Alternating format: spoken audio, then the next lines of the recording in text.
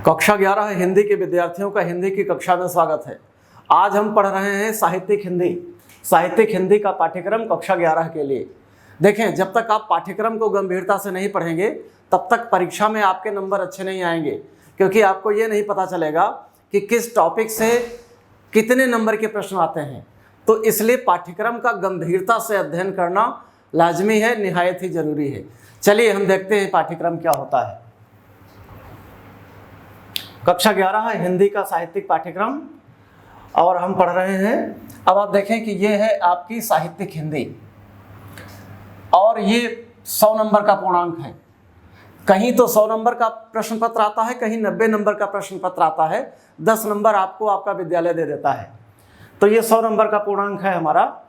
अब देखें कि ये जो 100 नंबर का है, आपका पूरा पाठ्यक्रम 100 नंबर का है। ये 100 नंबर एक पेपर होगा, 3 घंटे का होगा और 2 खंडों में बटा होगा। खंड का 50 नंबर का, खंड खा भी 50 नंबर का। अब आप देखें, जो पहला प्रश्न आएगा आपसे पूछा जाएगा वो आएगा हिंदी गद्य का विकास। देखो, अभी आप कक्षा 10 पास करके कक्षा 11 में आए हैं, सारी चीज़ें आपके लिए नई हैं। तो जो आपकी हिंदी पुस्तक है उसमें हिंदी गद्य की भूमिका है। आप हिंदी गद्य की भूमिका को खूब गौर से पढ़िए, उसमें आपके 5 नंबर छिपे हैं। ये जो हिंदी गद्य का विकास है, ये हिंदी गद्य की आपकी जो पाठ्य पुस्तक है उसकी भूमिका में मिलेगा। 5 प्रश्न पूछे जाएंगे, प्रत्येक प्रश्न 1 नंबर का होगा। ये 5 नंबर का आएगा। याद रखिएगा, अगर आपने इसे गौर से नहीं पढ़ा तो 5 के 5 गलत हो जाएंगे। प्रश्न नंबर 2 कहाँ से आएगा? देखिए, काव्य साहित्य का इतिहास, मतलब कविता का विकास कैसे कैसे हुआ, उसका इतिहास हमें पढ़ना है। आपने पढ़ा होगा आदिकाल या वीरगाथा काल, भक्ति काल, रीति काल, आधुनिक काल। तो अब आप काव्य की भूमिका में चले जाइए, काव्य खंड की भूमिका में जाइए, वहाँ से पूरी बात पढ़िए, एक एक चीज़ पढ़िए। आपके शिक्षक ने आपको पढ़ाया होगा, आपकी पुस्तकों में लिखा है और आप मेरे साथ पढ़ते रहेंगे। तो बहुत बारीकी से पढ़ना है। तो काव्य साहित्य के विकास से विविध कालों की काव्य प्रवृत्तियाँ, उसमें परिवर्तन, प्रतिनिधि कवि, मतलब मैं आपको एक उदाहरण देता हूँ। जैसे पहला काल है आदिकाल या वीरगाथा काल। तो अब आपको पढ़ना है कि आदिकाल या वीरगाथा काल का समय क्या है, इसके अन्य नाम क्या हैं, इस काल की विशेषताएं या प्रवृत्तियाँ क्या हैं, इसके प्रमुख कवि और प्रमुख रचनाएं क्या क्या हैं। इनमें से कोई 2 प्रश्न आएगा और ये आएगा 5 नंबर के। ये प्रश्न पूछे जाएंगे इस पूरे क्षेत्र से। अब देखिए, प्रश्न नंबर 3 जो पूछा जाएगा वो निर्धारित गद्यांशों पर आधारित 5 प्रश्न। आपके पास एक गद्य है, एक काव्य है। तो काव्य और गद्य में से 2 गद्यांश आएंगे और 2 गद्यांशों में से किसी एक आपको करना होगा और गद्यांश पर आधारित 5 प्रश्न होंगे। उन्हीं 5 प्रश्नों का उत्तर आपको लिखना होगा। और याद रखिएगा, आपके जो 5 प्रश्न हैं वो उसी गद्यांश में हैं। गद्यांश को कायदे से पढ़िए, 5 के 5 प्रश्नों के उत्तर निकल आएंगे। एक प्रश्न 2 नंबर का, पूरे 10 नंबर का है। इसमें से कोई भी नंबर बच्चों कटता नहीं है, कोई भी नंबर कटता नहीं है। अब हम आ गए प्रश्न नंबर 4 में।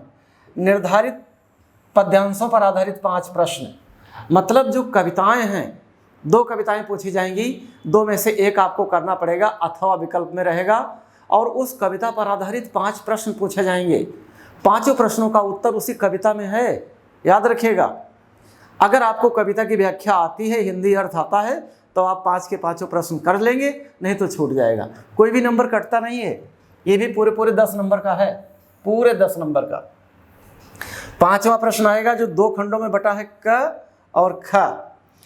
क में क्या होगा? संकलित गद्य के पाठों के लेखकों का साहित्यिक परिचय। गद्य खंड के लेखकों का जीवन परिचय और साहित्यिक परिचय पूछा जाएगा। आप भ्रमित मत होना, पेपर में आएगा साहित्यिक परिचय, लेकिन साहित्यिक परिचय बगैर जीवन परिचय के अधूरा होता है। तो जीवन परिचय, साहित्यिक परिचय और रचनाएं, ये तीनों आपको लिखनी है और ये 80 शब्दों में लिखना है। अधिकतम 80 शब्द, मतलब 1 पेज में आपको लिख देना है। अगर आपने 3 पेज में लिखना शुरू कर दिया तो आपका समय कम पड़ जाएगा और ये पूछा जाएगा 5 नंबर का। बहुत इंपॉर्टेंट चीज़ है। आगे बढ़ते हैं। ख, कवियों का जीवन परिचय। देखो, एक गद्य खंड से तो लेखकों का जीवन परिचय आएगा और काव्य खंड से कवियों का जीवन परिचय आएगा। जो गद्य लिखता है वो लेखक होता है, जो कविता करता है वो कवि होता है। तो 3 कवियों का जीवन परिचय आएगा, 3 लेखकों का जीवन परिचय आएगा। 3 में से कोई एक आपको करना है, ये आपके लिए अच्छी बात है। 5-5 नंबर का ये भी रहेगा। तो ये बहुत आसान सी चीज़ें हैं। फिर 6 नंबर कहानी। आपकी पुस्तक में एक कहानी है, कहानी का भी एक खंड है जिसमें 3-4 कहानियाँ हैं, और उन 3-4 कहानियों में से एक कहानी पूछी जाएगी। उसमें या तो कहानी का सारांश पूछा जाएगा, कहानी कला के तत्व पूछे जाएंगे, या कहानी के नायक नायिका का चरित्र चित्रण पूछा जाएगा, और ये होगा 5 नंबर का। और अगर आपने एक पेज में कहानी का सारांश ही लिख दिया, अगर आपको कुछ नहीं सूझ रहा है तो कहानी की समरी लिख दो, कहानी का सारांश एक पेज में लिख दो, आपको 5 में से 4 नंबर पक्के मिल जाएंगे। अब आगे बढ़ते हैं। प्रश्न नंबर 7 में आते हैं। प्रश्न नंबर 7। प्रश्न नंबर 7 के बारे में देखें। खंड ख आ गया, और प्रश्न नंबर 7 हमारा थोड़ा सा छिप रहा है, तो हमने अपनी स्लाइड को नीचे कर लिया। ये है प्रश्न नंबर 7। ये नाटक है, एक नाटक है आपके कोर्स में, 5 नंबर का आता है। और कुछ ना कर पाओ तो नाटक की कहानी, नाटक का सारांश एक पेज में लिख देना, या नाटक के नायक का चरित्र चित्रण, 2 चीज़ें पूछी जाती हैं। बस आपको 5 में से 4 नंबर पक्के मिल जाएंगे। अब हम आगे अपने खंड ख में, जो कि 50 नंबर का पूछा जाता है। खंड का आपने देखा 50 नंबर का, खंड ख देखिए 50 नंबर का। प्रश्न नंबर 8 है। ये क और ख 2 भागों में बटा हुआ है। अब ये आ गए हम संस्कृत गद्य खंड में। आपकी पुस्तक में गद्य है, काव्य है, और संस्कृत खंड भी है। तो संस्कृत खंड के 2 भाग हैं, एक गद्य एक पद्य। तो संस्कृत गद्यांश एक आएगा, जिसका हिंदी में आपको अनुवाद करना होगा संदर्भ सहित। तो 2 नंबर तो संदर्भ का होगा, 5 नंबर व्याख्या का होगा, कुल मिला के 7 नंबर का होगा। याद रखिएगा, इसमें से नंबर कटते नहीं हैं, लेकिन कहानी लिखने से नंबर नहीं आते, आपको पूरी व्याख्या लिखनी होगी, बहुत कायदे से पढ़ लीजिएगा। फिर 8 का ख, पठित पाठ्य पुस्तक के पाठों पर संस्कृत पद्य खंड का संदर्भ सहित हिंदी में अनुवाद। अब जो काव्य खंड है, जैसे सदाचारोपदेशा है, वंदना है, गीतामृतम है, ये कविता हैं, श्लोक हैं। तो श्लोकों से एक श्लोक पूछा जाएगा, और ये भी 7 नंबर का होगा। 2 नंबर का संदर्भ, 5 नंबर की व्याख्या। नंबर कटता नहीं है, बशर्ते कायदे से लिख दीजिए बस। अब प्रश्न नंबर 9 की चर्चा करते हैं। पाठों पर आधारित अति लघुत्तरीय प्रश्नों का संस्कृत में उत्तर। प्रत्येक पाठ पर आधारित कुछ संस्कृत में उत्तर दिए गए हैं, 2 उत्तर पूछे जाएंगे, ये 4 नंबर के होंगे। याद रखिएगा, इन्हें संस्कृत में उत्तर देना है। और प्रश्न नंबर 10 पे आ जाइए। काव्य सौंदर्य के तत्व, रस, अलंकार और छंद। काव्य सौंदर्य के तत्व होते हैं रस, छंद और अलंकार। अब देखिए, सभी रस, 9 के 9 रस की परिभाषा, उदाहरण और पहचान। अब आपकी किताब में बड़ी भारी भारी परिभाषाएं दी गई हैं और बड़े भारी भारी उदाहरण दिए गए हैं। आप मेरे YouTube चैनल पर आ जाओ, डॉक्टर वीरेंद्र शुक्ला हिंदी भाषा, इस पर आ जाओ। 1 लाइन की परिभाषा, 2 लाइन का उदाहरण, नंबर पूरे के पूरे, बहुत सरल सरल छांट कर लाया हूं आपसे। तो सारे रस, अलंकारों में देखिए, शब्दालंकार में अनुप्रास, यमक, श्लेष, अर्थालंकार में उपमा, रूपक, उत्प्रेक्षा, संदेह, भ्रांतिमान, अनन्वय, प्रदीप, दृष्टांत और अतिशयोक्ति। मैंने सारे वीडियो बना रखे हैं, और धीरे धीरे नए तरीके से वीडियो बना रखा हूँ, और तब तक वीडियो बनाऊंगा जब तक आपका पूरा कोर्स पूरा नहीं हो जाएगा। मेरा एक ही उद्देश्य है, आपके नंबर ज़्यादा से ज़्यादा आएँ। छंद देखिएगा, मात्रिक में चौपाई, दोहा, सोरठा, रोला, कुंडलियाँ, हरिगीतिका, बरवे, और लक्षण एवं उदाहरण। और वर्णवृत्त छंदों में इंद्र वज्रा, उपेंद्र वज्रा, सवैया, मतगेंद्र, सुमुखी, सुंदरी, बसंत तिलका। जरा कोर्स लंबा है, आएगा 2 नंबर का।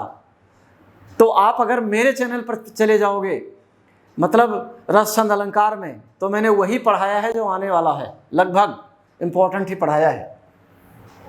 उसके बाद 3 नंबर में आ जाओ, मुक्तक, मनहर, लक्षण एवं उदाहरण, ये 2 नंबर का पूछा जाएगा। अब आते हैं हम आगे निबंध में। और निबंध की बात कर लेते हैं। तो देखें, निबंध में निबंध में किसी भी एक विषय पर, जनसंख्या, पर्यावरण, स्वास्थ्य, शिक्षा आदि की जानकारी पर एक निबंध पूछा जाएगा। कम से कम 4 पेज में आपको निबंध लिखना है, 3 से 4 पेज में, तब जाके ये 9 नंबर मिलेंगे। अगर आपने 1 पेज में, आधे पेज में लिख दिया तो 1-2 नंबर मिल जाएंगे। 9 नंबर का है, गौर कीजिएगा, 9 नंबर यूं ही नहीं मिल जाते। तो निबंध को रूपरेखा सहित बढ़िया सा बना के लिखना, क्योंकि अगर आप रूपरेखा नहीं बनाओगे तो आपका सारा मसाला एक ही पेज में खत्म हो जाएगा। और अगर आप रूपरेखा बनाओगे तो आप निबंध को बढ़ाते जाओगे, 4थे पेज में निबंध का समापन करना है। अब प्रश्न नंबर 12 संस्कृत व्याकरण में आ गए हम। क्रम संख्या 13 एवं 14 से वस्तुनिष्ठ प्रश्न पूछे जाएंगे। देखो, संधि है, स्वर संधि में एचो अयवा यावह एंग पदांतादत एंगी पररूपम, ये संधियां हैं। तीन सूत्र हैं, 3 नंबर के पूछे जाएंगे। आगे बढ़ते हैं।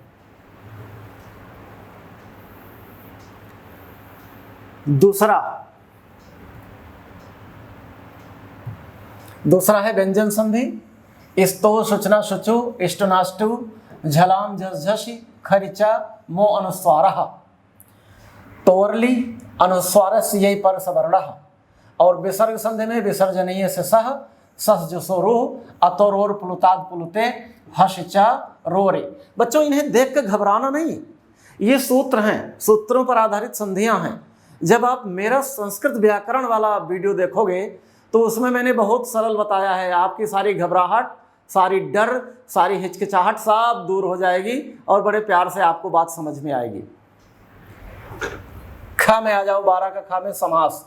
अव्ययी भाव, कर्मधारय, बहुब्रीहि। देखो, 6 समास हैं, आपको सिर्फ 3 पढ़ने हैं। बोर्ड ने आप पर कृपा कर दी है, सिर्फ 3 पढ़ने हैं, सब 2-2 नंबर के हैं। उसके बाद 13 में क, ख, ग, घ। 13वां प्रश्न 4 खंडों में विभक्त है। शब्द रूप, धातु रूप, प्रत्यय और विभक्ति परिचय। और ये सब 2-2 नंबर के हैं।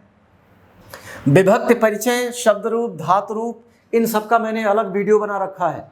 इतना सरल कि एक बार आप पढ़ लोगे, आपको दोबारा पढ़ने की जरूरत न पड़ेगी। बिल्कुल रोचक अंदाज में मैंने आपको पढ़ाया है कि बात तुरंत समझ में आ जाए। और 14वां प्रश्न और अंतिम प्रश्न है वाक्यों का संस्कृत में अनुवाद। अब देखो प्यारे छात्र छात्राओं, अनुवाद यूं ही नहीं हो जाएगा। अनुवाद के लिए आपको शब्द रूप याद करने पड़ेंगे, धातु रूप याद करने पड़ेंगे, अपना शब्दकोश बढ़ाना पड़ेगा।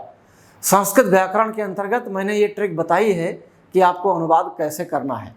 और कुछ दिनों में मैं आपको एक नया वीडियो दूंगा जो और तरोताज़ा होगा। तो आज हमने पाठ्यक्रम का अध्ययन कर लिया है। आप पाठ्यक्रम का भली बात अध्ययन कर लें, ये पता लगा लें कौन से टॉपिक से कितने नंबर का प्रश्न आता है, किसमें हमें कहाँ से ज़्यादा नंबर मिल सकते हैं, तब बात बनेगी। तब आप 90+ पाओगे। और अगर हिंदी में 90 नंबर से कम पाया तो मेरे ख्याल से आपने पढ़ाई नहीं की है। तो आप मेरे साथ पढ़ते रहिए, मेरे चैनल को सब्सक्राइब कर लीजिए, शेयर कीजिएगा। मैं लगातार पूरी मेहनत करूंगा आपके लिए कि आपके 90 से 95 नंबर आएँ। शेष अगली कक्षा में।